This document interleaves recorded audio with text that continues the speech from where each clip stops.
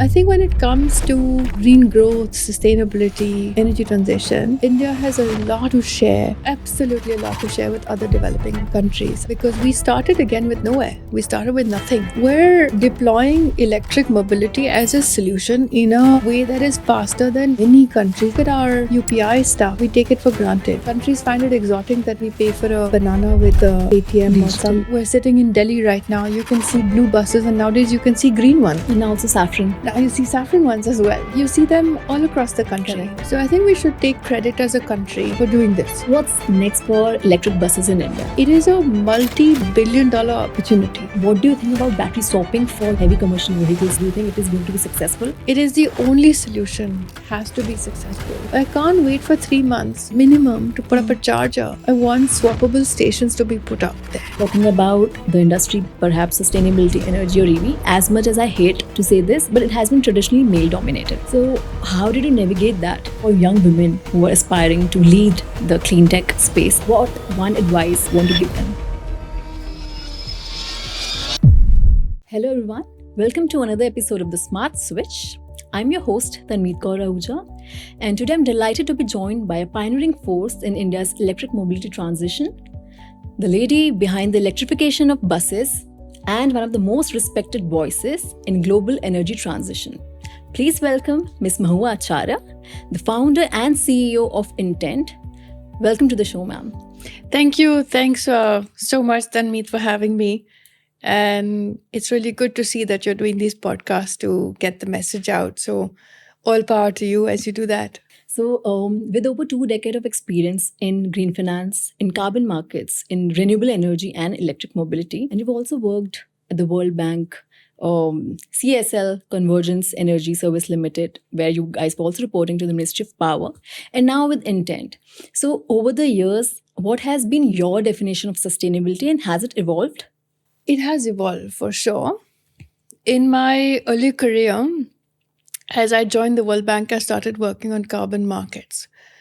There was nothing called carbon markets in those days. It was like a continuation of my master's program. I did a paper on it, on trading these things called carbon credits, using the markets for achieving certain sustainability goals. Things have moved, of course, since then. In those days, we were pioneering it. We were making up the rules. It didn't exist. The concept of trading an intangible commodity didn't exist. Today, it's normal. There have been price fluctuations as a functioning market. Today, as I live in India, and over my career, I've worked and lived in a number of countries. I've lived in 5. I've worked in several more. And I'm really happy to say that as I live in India and as I live in Delhi, in the years that I've been doing this from my graduate school, I can say very confidently, we have gone from green and sustainability that used to be a side agenda, not a fringe agenda, but a side agenda, to a very central agenda today as I live in India. It is mainstream. It's new, yet it is still exciting. And it is not met with a certain level of stereotyping, which used to exist 25 years ago, where you were classified as an environmentalist and a tree hugger. We don't have that today. So I'm really thrilled that this journey has led us here. I'm disappointed that it's taken us 20 plus years. But of course, I'm very hopeful today because it is now normal mainstream discourse in India. So I feel very pleased about that. And I feel like this is, in fact, where we appreciate things like innovation. It's where we appreciate new stuff. It's where we appreciate new ways of doing things, making it affordable. So yes, there's been a change to now becoming very and completely mainstream. And I think that's so true because back in the day, sustainability was the secondary core value for a lot of organizations which were not also into energy or EV. Cut to today, I think one of the main core values for these organizations is sustainability. And I think we've come a long way, but like you said, we shouldn't have taken this long. So since you mentioned that you worked in multiple countries, I think the number is 15. I've not counted, but it's very close. Yeah. So what would be that one clean mobility innovation initiative that you think other countries, or you would have witnessed in other countries, but perhaps India is yet to leverage? I can definitely say with confidence now, having spent the last maybe 5 years with my head deep inside the business of electric mobility, we are leading the business here. And I think we do, us Indians, when we talk to each other, do us a little bit of disservice because we're quite self critical of each other. We're deploying electric mobility as a solution in a way that is faster than many countries I have been to, many countries I've worked in. Yes, we're not as big as China in our deployment, that's a given.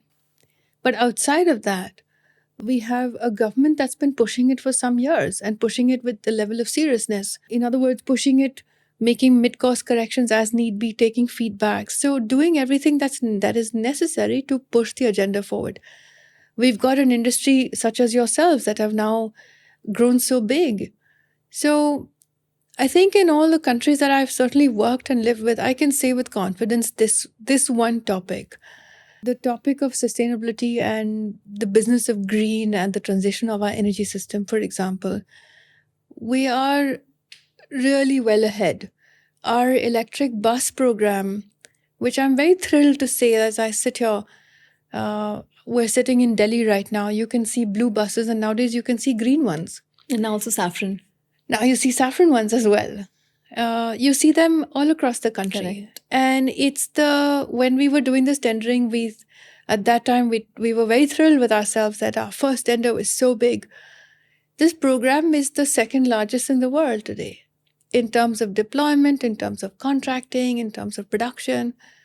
So I think we should really take credit for all of the work that has gone into all of the electric mobility, the number of companies that are born here, the amount of movement, the amount of deployment, and just the level of, I think, capacity that we have built. We've put a lot of intellectual input into designing of business models. Our financial institutions are involved as well. So I think we should take credit as a country for doing this and for doing it well. So double clicking on the electrification of buses, e-buses. So I think you've deployed over 6,000 e-buses in India, and that too at a price 29% cheaper than diesel. So I'm sure this would have not been that easy as it sounds, because you just seamlessly said that. So what were the various key obstacles that came your way, and how did you navigate them? So I will have to rewind to 5 years ago as I went into that government role. We ended up deploying actually more than that. We tendered for about 15,000 electric buses. And today we have about 10,500 or 11,000 on the road. Every day, some city is receiving buses because they were part of a tender. What were the obstacles? I think before I describe the obstacles, one must understand, or viewers also must understand, that the business of transport in India is a state matter. Yes, the central government is involved, but the driving of that is a state matter. We were scratching our heads initially on how do we do this bus deployment. Scratching our heads on that. Then we scratched our heads on how do we do this at scale. And I remember saying to myself, I only have a few years in the government where I have access to this kind of scale. I have this platform that has been given to me. What is a business model that we can create?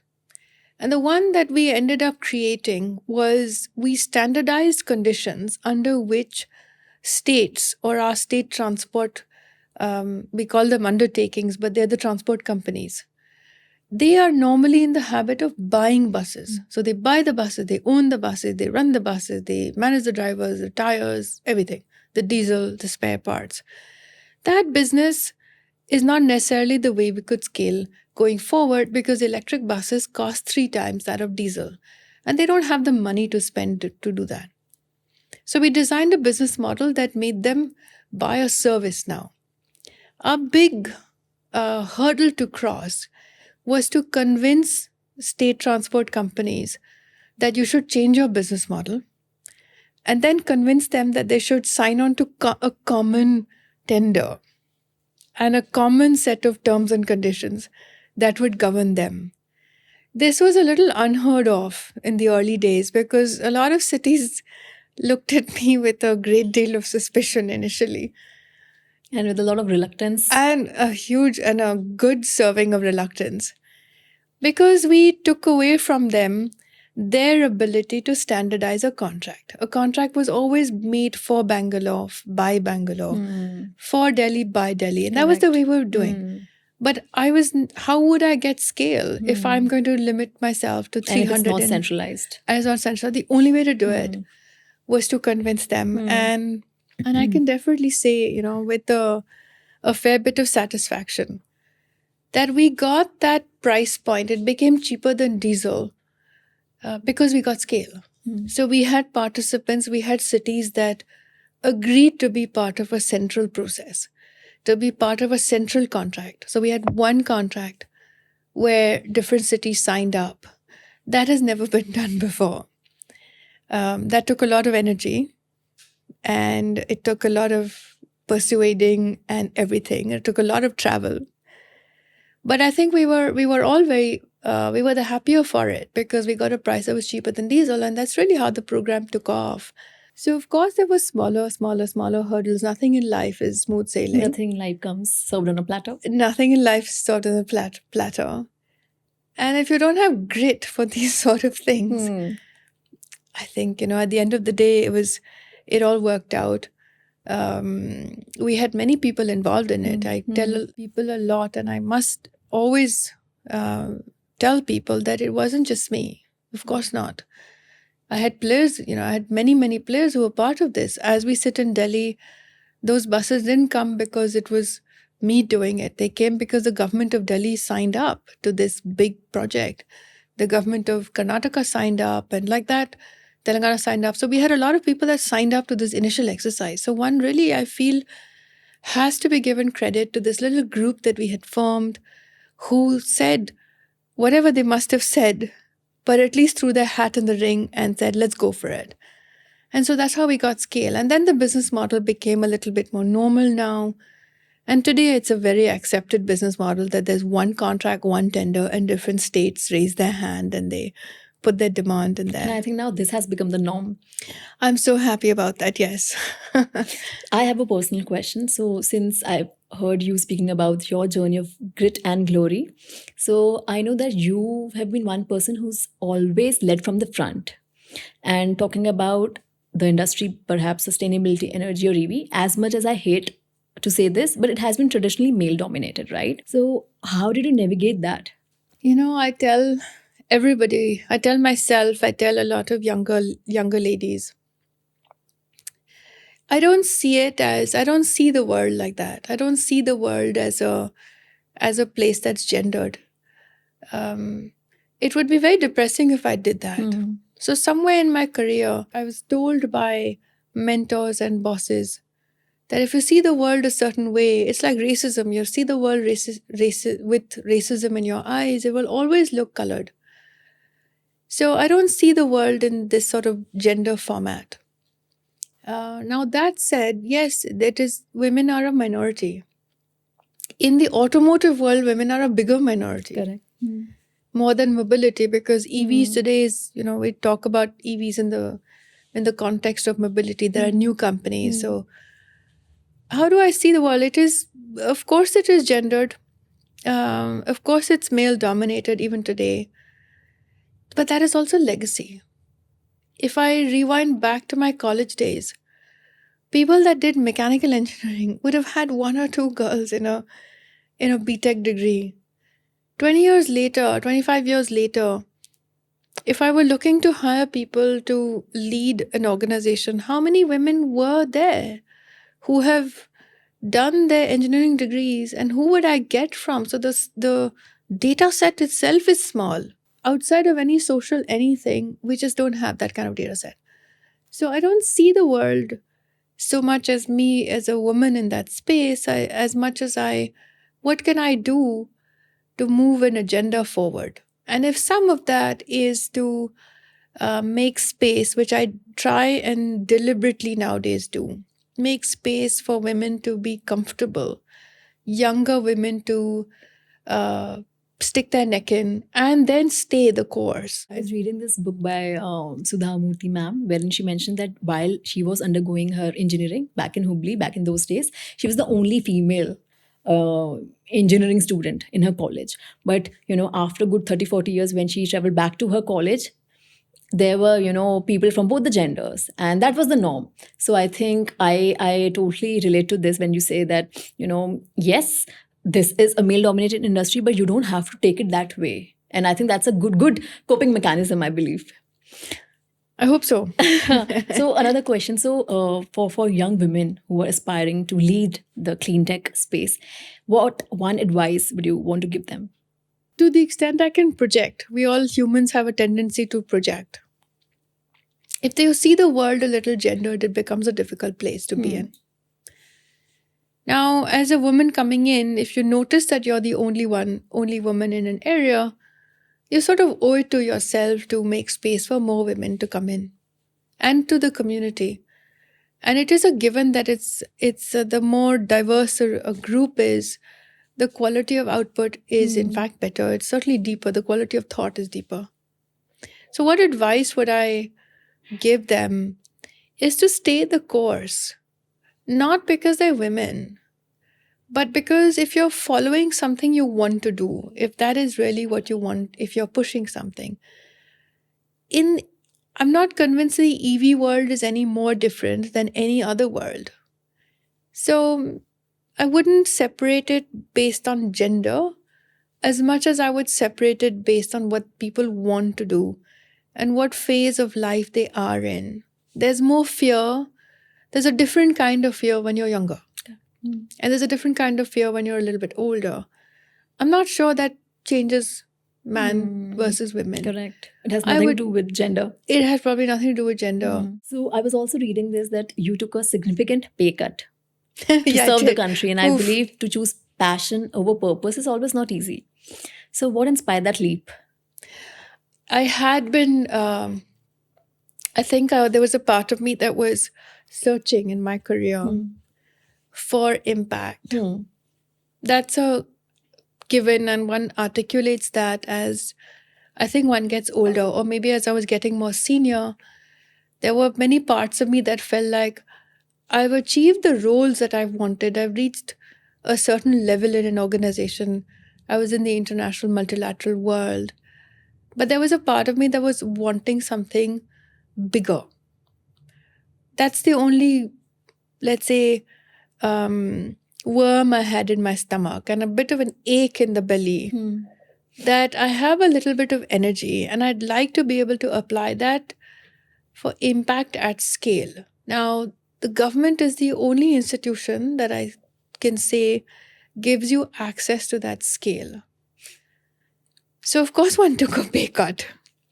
And I'm lucky, I'm fortunate that I have a system at home that recognizes this certain urge that I want to do something a little bigger than myself. And that allowed me to push ahead. It's not easy, though, I must say. It's not easy to take such heavy pay cuts. Not just because you look at your paycheck and you say, what's the problem here? Yeah. But on a more serious note, it's also not easy. I don't come from backgrounds where I can quote unquote afford to do this. So that definitely weighed on my mind right through. That every minute I spend here has to be worth it. Worth it, yeah. For the objective I'm pursuing, which is impact at scale. Kudos to that. A lot of people don't take the plunge. And then I think they get caught in the trap of money, of higher pay scale, and they somewhere lose their vision, their focus on their purpose. So I think that is definitely one thing that we all youngsters can learn from you. I think the other thing I would tell youngsters, because you're asking sort of questions in that chapter, in that zone. The India that we have today is very different from the India that was there when I was in college. Not to date things and not to sound old and dated either, but it is true that today's youngster generation coming out of college has a vibrant market that offers choices. it offers choices for a lot of things that didn't exist in 20 years ago. So if it is in fact the purpose for them to work with the government for a few years, I would urge the government of India to accept more people from the outside, because there are a lot of people out there who want to contribute, Correct. Yeah. who want to achieve the same kind of impact, some kind of impact. And I would tell this youngster crowd, go for it. If an opportunity comes up, go for it. If you want to do it, ask for it. There are lots of people inside the government system who are very happy to entertain innovation. I mean, there's no way we could have done any of the EV work if I didn't have someone to talk to Definitely, with yeah. proposals I could put on the table. So I would definitely say that India today is so different. So if someone has to take up early in their career, I had responsibilities when I got into the government. With somebody coming in at 25, 26, early in their career, generally they're not saddled with a lot of things. I would say go for it. It's a really great exposure for that segment. And I think generally, I mean, I've learned a lot through that time. And I think you were the best person to say this, because you navigated both the worlds, both the government frontiers as well as the private space. I have, yes. I like to tell myself at least that I can speak two different languages. Yeah. And you've also seen two different Indias. I've seen two different Indias, and I'm hoping that the next 20 years, I will see a completely different India. So I really hope that. Moving on to the next section. So we spoke about electric buses, right? And you mentioned that the number was slightly more than 6,000, while the tender was around 15,000. So what's next for electric buses in India? We only, Tanmeet, this bus work has become a big international topic. But I must recognize it's a 10% of all our buses. We only did state-run buses. I didn't have the bandwidth to do anything else. Out of the 1.5 million buses on Indian roads, only 10% are sitting with our state transport companies, and we address that portion. What's next for buses? I would hope the next big chunk is long distance buses. You want to go from here to Jaipur, and it probably takes the same amount of time, airport to airport and bus to bus, taking into account check-in times and so on, that it should just become a really nice, comfortable ride. So more people in the electrification of that segment. Longer distance, intercity, the jargon is intercity, meaning city to city. The second one, which I'm surprised and a little disappointed as well, so I feel a little sad in a way, our schools, our educational institutions run buses.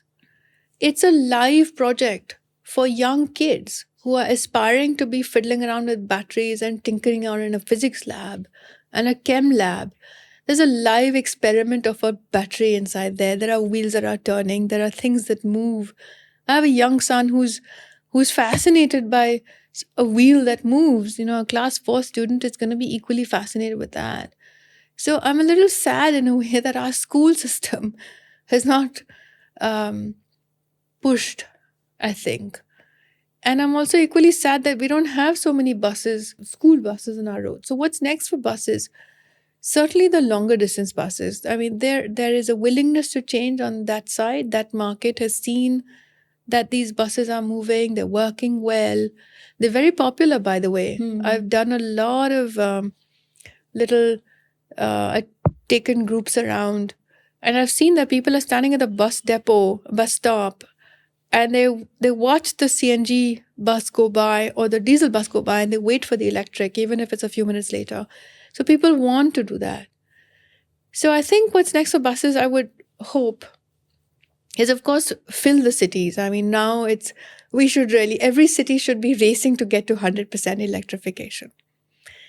But we should really do our highways, our buses on our highways, and schools. Schools, I wish there was a competition for a race to the top. Like who's going to hit the first 100 buses. I also had an opportunity to interview Mr. Jayant Sinha. So he was highly optimistic about e-buses in India, and he also mentioned that it's $1 billion opportunity. So what do you have to say about states and the bus depots? Are they cooperative enough? And are they also ready to jump on the bandwagon EV? Every city that we worked with had signed on to a certain model where the city's job and the private operator's job was separated clearly into two different roles and responsibilities. Each had an obligation, each had a penalty if they didn't fulfill that obligation. So their roles were listed down very clearly. The state's job or the government's job was to produce a depot. And the depot had to be electrified. The depot had to have certain things. It had to be safe. It had to walls. We had to keep the chargers. So we went into a great level of detail to write this down, discuss it with them, get their agreement before, of course, they signed on to the tender. So they've agreed to that. And then we had the operator, the private company, whose jobs were a little different. So what does the state do? I mean, the state has, it's one thing to say, I'm interested. We never accepted in any of our tenders that if their bus depots did not at least have an electrification plan, we did not put them into our tendering. Because the level of work that's needed is sometimes underestimated to do the wiring, to get the connections, to get additional connections from the distribution company. Remember, transport is now dealing with the electricity departments. It is a multi-billion-dollar opportunity. Every tender we ran was about $1 billion. Till it's become the norm. I can confidently say this method has become the norm. We're now seeing capital moving in. I get a lot of questions from large funds inquiring about the Indian e-bus program. I didn't for the life of me think that there would be such a day that an international fund house would be looking at public transport in India. I'm very happy though that they're doing that. But that gives me some comfort that these contracts that we made are able to attract capital. This is green finance, green money, attract capital that is international. And I'm, of course, therefore, not just hopeful. I wouldn't just say hopeful. I'm a little bit harder than that now. Because 10, 12 cities in India, maybe more, have electric buses rolling in them on exactly the same contract.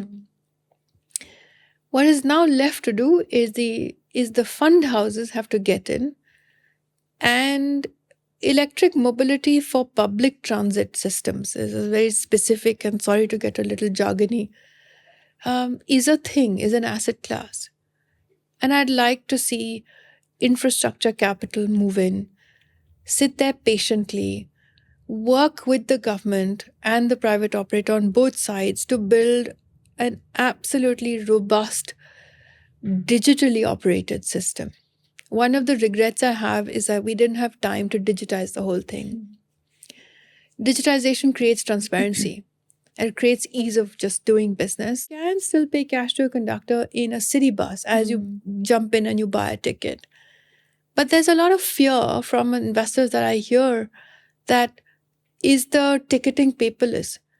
In our buses that do long distance city to city, they're sold on a platform. They're sold like you buy a plane ticket. You buy it off websites. You get discounts. You get season tickets. You get to and fro cards. You get a lot of that. And I think a lot of us don't recognize that world is digitized a long time ago. And we must acknowledge that it runs on diesel. And I just wanted to move to, I feel that's the next big chunk to move to electric there. Slightly diverting from the bus topic, but I think in railways, we now also have an option to select the seats, just like airways. Yeah, absolutely. We should be doing more. I should be able to buy my Fanta sitting in yeah. So how about tier 2 and 3 cities? So like you mentioned that around 10 to 12 cities would be going heavy on buses, which they still are. But what's the status in tier 2 and 3 cities? So somewhere along our process, and when actually it's after we had demonstrated to the first round of tendering that you can achieve this at cheaper prices than diesel, the government modified one of its schemes that was there for public mobility, and this time looked at tier 2 cities. We only initially worked on the 9 big cities, these metro cities that have lots of people. But the government then realized there's a lot of demand coming in from smaller cities as well. Yeah. So there was a little quote unquote a scheme put together to give them a little bit of money, a certain incentive. And that incentive is needed there because, with electrics, with all kinds of electrics, the more you run it, the cheaper it gets. In these smaller towns, there is just no place. It's a small city. There's not as big as Delhi, so I can't achieve those number of kilometers per day. So to compensate for that, you give a little incentive. There's a huge rollout there, huge. But the huge is in terms of number of cities as opposed to number of buses, simply because population is less. Correct. You may not need 15,000 buses per city. It's not as dense. It's not as dense. It's not as widespread. Delhi needs some 10, 11,000 buses, maybe I think about 14,000 buses. They don't need that. They may need about 1,000. So it's the number of cities to count on our tier 1, tier 2 and tier 3 cities that have subscribed to electric buses. And in our metropolitans, I think it should be now. Everybody should be racing to touch the 100% target. And I think as a matter of fact, these tier 2 and 3 cities have also shown immense progress as far as electric two-wheelers, three-wheelers, and their sales is concerned. I think they are the front runners there. Yes, absolutely. Three-wheelers, there was a time where three-wheelers in the tier 2 cities of Karnataka were selling more than in Bangalore. And they're really the ones. Same goes for Rajasthan as well. Same goes for Rajasthan as well. There are a lot of places. So they're really leading our two-wheeler sales. We had a three-wheeler program in the government as well.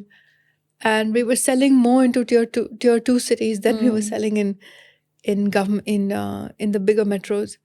So yes, I mean, so much of India is happening there. And in the smaller vehicles, the uptick is very rapid. And I think thanks to this, India has surpassed China. And now we're the number one in terms of electric three-wheeler sales, number one in terms of two-wheeler sales. So I think thanks to both metros and non-metros. Yes. And we have this unique product that runs on 3 wheels. Very few in the world have this unique product. Yeah. I'd like to see it exported. As well. But have you started doing exports? I have not. I've seen a few. But not as widespread. All right. It is such a uniquely Indian product. Correct. That maybe only countries like Indonesia or Vietnam or perhaps China would only use it. Yet it's so practical. It's such a quick ride. Since you are the founder and CEO of Intent, which is International Energy Transition Platform, what is Intent all about? I felt as I finished from my government role, and much as I was very, very tired, I still felt there was a little bit of energy still in my system. That fire in your belly? This time was a little bit, maybe fire in the belly, but I still have some energy. Fire in the belly was an urge to do something big. I feel sufficiently satisfied on that count, but I have a little bit of energy left. That if I can put innovation to theory or innovation to application in somewhat of a similar manner as we did with electric buses. We aggregated demand, we put them on a standard contract, we told people how to raise the quality of the contract, we got them to subscribe to it. So there's a part of me that feels like I think we can replicate a lot of that for freight, for trucks. So that's when I put this platform together. The platform is, in fact, what I'd like to do is build business models to demonstrate that you can bring capital. Capital is willing to come into India, not just willing, wanting to come into India. But as you all know very well at Battery Smart, capital comes in when you're functional. Yeah. So in the early years, it's hard. So I feel that if I can spend some time in that very early part to make something bankable and demonstrate that it is doable, I'd like to be able to spend some effort doing that. Not been done before. We don't spend enough time cooking a business model at scale. Now, at Battery Smart, you all started small and you've grown like that. That is the traditional and probably the wiser method. I'd like to be able to aggregate from the beginning. and then prove out a business model at scale. So that's what we're established now. We're, of course, still less than a year old. I've just set it up, and we've just completed, in fact, our seed round. All right. So Congratulations. we have some people who've taken a bit of a crazy bet. But I'd like to be able to put this innovation, I'd like to create that incentive. If we can demonstrate that electrics are cheaper than diesel for buses, we should at least be able to demonstrate that we can do trucking at the same price as diesel, at least. So that's what we're doing. I've just started, and we're busy aggregating demand. We're going to companies to say, look, we'll change your transportation to electric. Work with us. And I'm in the middle of that. And I wish you the best on this journey. Thank you. I'm in the early middle of that. All right. So now, since you've witnessed both the worlds, electric buses, now electric trucks, so what do you think about battery swapping for, heavy commercial vehicles? Do you think it is going to be successful? It is the only solution. It is the only solution. It has to be successful. It's not a question of will it be successful. It has to be. We are eliminating routes today because of a timing mismatch from putting up a charging station there. That charging station, the discourse is about how many minutes you stand around and do your charging. I think that's the wrong question. Or at least that's a secondary question. The primary question is, I don't want that charging. The time it takes to put up a charging, the startup time to put up a charging station is in the weeks at best. Sometimes it takes months. There's a timing mismatch. Somebody wants to electrify that route. Correct. I can't wait for 3 months minimum to put up a charger. I want swappable stations to be put up there. Plus, then additionally, another part of the equation, you also have to wait for hours to get your vehicle charged. As well, you have to stand around in line. There's downtime in the freight business. Unlike again in buses, can't afford to lose time. So that business has to change, and it will only change with demonstration. So swapping has to work because it is the only solution. And I would encourage leaders like yourselves to work with the government. Inevitably, and in most cases, it's the government that you might have to engage with to explain the economics, to explain how, why it is the only, it's not coming out of self-interest. It would be the only solution to move goods for 1,000 kilometers at a time. And a lot of our goods move on trucks. A surprising amount moves on trucks. So swapping is the only way. And really, if we have to copy business models from other countries, what's the problem? Take it. It's for us. It's for our benefit. So we have to make it work. Sure. And for people who are watching this, so I'll just tell you a quick insight about swapping versus charging. So charging is when you park your vehicle, get your vehicle, be it car or two-wheeler, charged. It might take few hours and then you're back on the road. Unlike swapping, wherein you go to a swap station, get your battery replaced, take a fully charged battery, get it replaced with a depleted one, which is taking hardly 2 or 3 minutes max, and then you are on the move. For what does it mean for people who are into last mile delivery or like gig workers? More rides means more income, because then you save a lot of time which you would have spent charging. So now it's up to you to decide whether battery swapping or charging is going to win the race, or maybe both can also coexist. Another question on battery swapping. So since battery swapping has emerged as a key enabler of electric 2- and 3-wheelers, so what do you think is holding it back for a full nationwide, rollout, or maybe, for a nationwide battery swapping framework to come up? It is not easy to engage at the local level to get access to land. Real estate is a concern. That's the issue. I think that is the number one issue outside of any kind of policy framework. And the government has produced policy framework. It has spoken with industry. I would have spoken with so many in those years. I don't think that's an enabler and that's a catalyst. Really, the issue is it's not easy to go and get access, let alone forget buying land. Just get access to real estate, access to land, access to parking, just access to space. It was so difficult for me, government to government, to put up a charging station in a market that belonged to the municipal corporation. But the market's parking areas have been given over to concession holders, and I would have to negotiate with concession holders. Just you lose too much of time doing that. I think that is a single biggest hurdle that will hold us back. So the more you can put up these swapping things, where you don't have to use someone's land, stick it up on walls, stick it up on poles, stick it up or on maybe convert parts of mom and pop stores. Mom and pop stores, pawn shops, they seem parts to of be metro stations. If you get anywhere. the approval, It should be anywhere, because the beauty of a swapping thing is that it can be as small as a tiny little fridge. Yeah, you should be able to put it on wheels and move it around. All right. Now coming on to Delhi. So Delhi has led the EV wave, and it's the EV capital with a lot of progressive initiatives. So what are some of the key takeaways that other states can learn from Delhi's playbook? Delhi has been really fantastic. Has been really, really fantastic. The political leadership on both sides. We worked, when I was doing this, it was a different political party in Delhi that was leading it.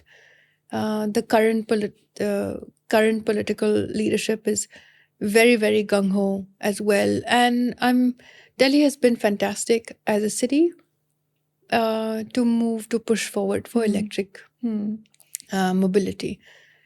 Delhi had at that time a very, very comprehensive policy. It was very well thought out.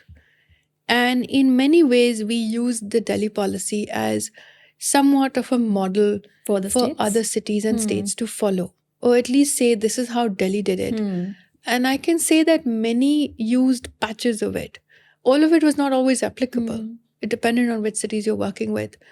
So at that time, Niti Aayog used to lead this in a very hands-on manner, and we had a fair bit of more than a ringside view, I would say, because we were deploying vehicles there. So the policy affected us, government to government.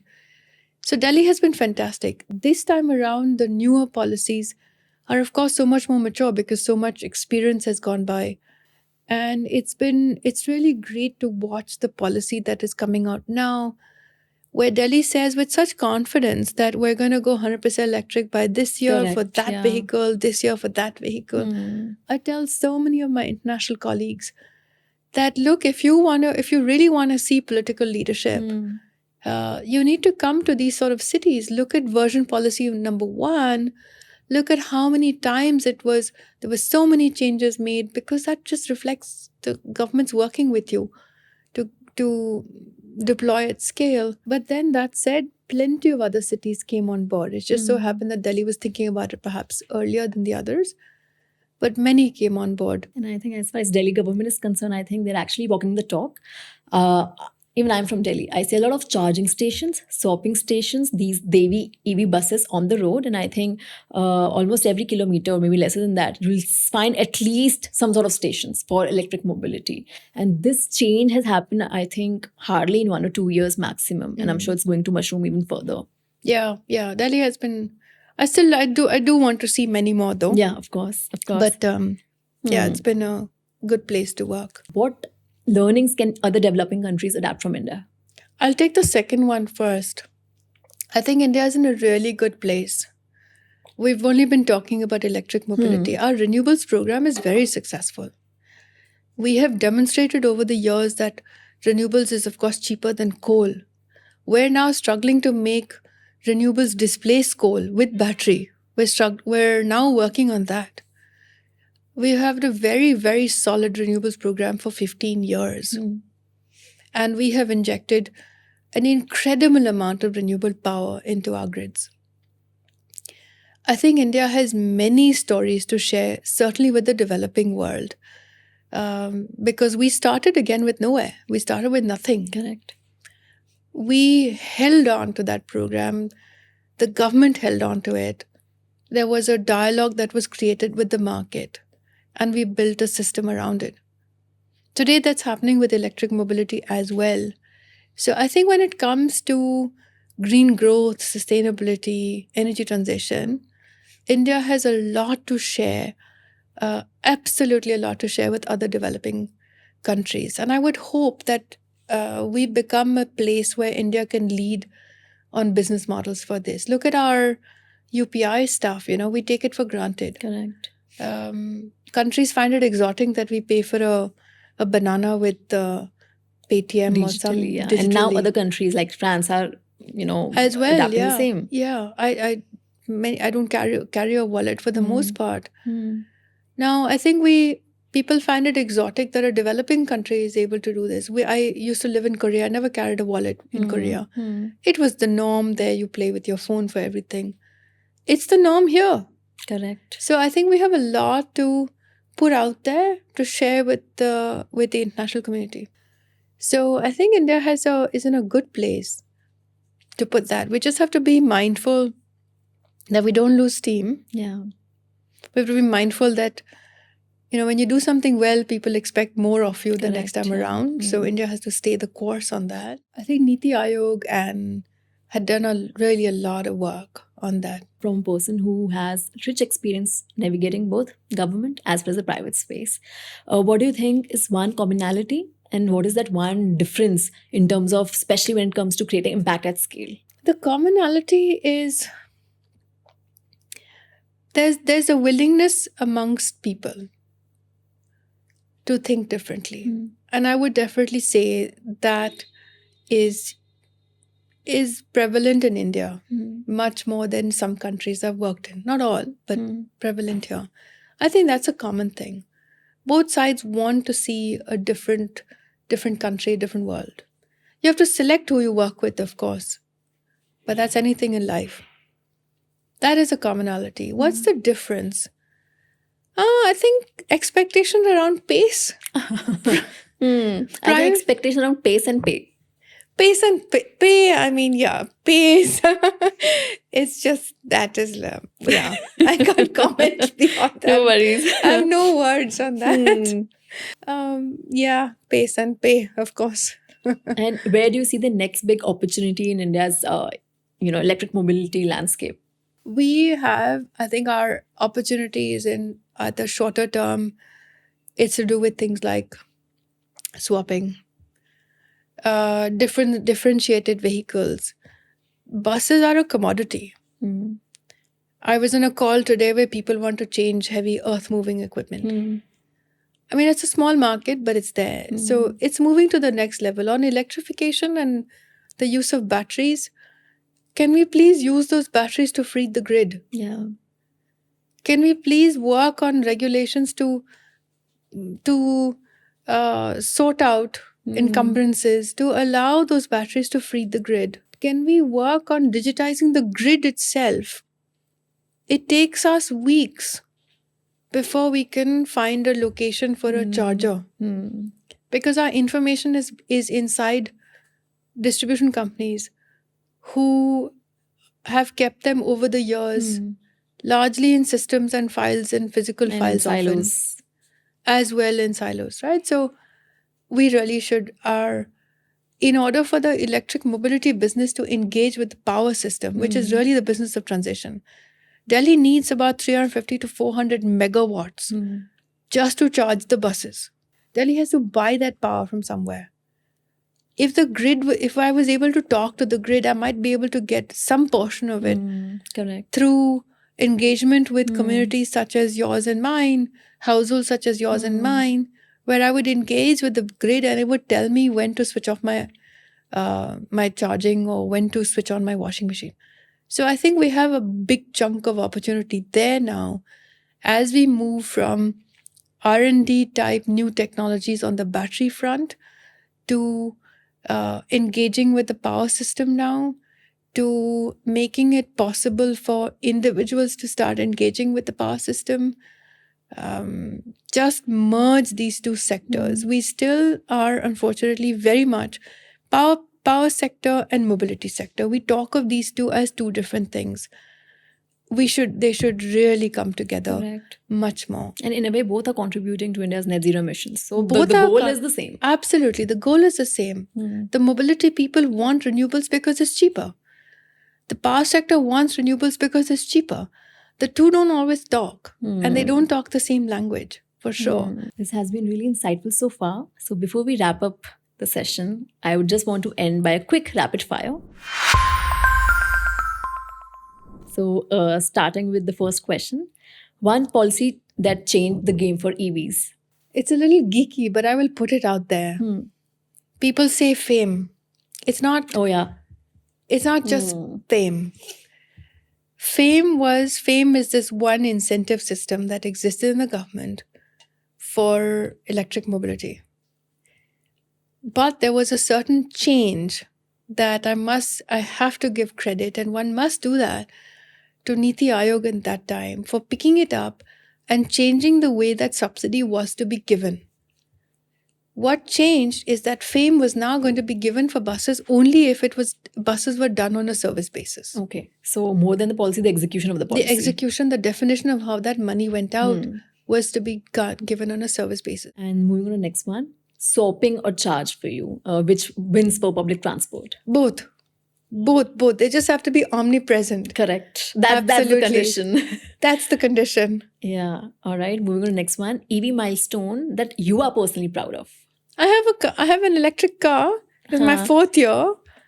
I'm not going back All right. to petrol. It's like my Mac. I would never go back to a Windows machine. Last but not the least, a global city or a country that you think where India can learn from. Oh, I would put Seoul over there. I've lived in so many countries now. What a remarkable city. Planned, aesthetically pleasing, digitally at another level. Green cover. It has a forest. It has Gangnam Korea pop. It has good food. It has great food. It has a nightlife and a day life. This has been a wholesome conversation. I personally am inspired by you, but I'm sure that the audience who's watching this has a lot of takeaways from this session, and I hope they find a lot of value. And thank you so much for your time. Thank you. Thanks so much for having me once again, and good luck with your podcast series. Thank you.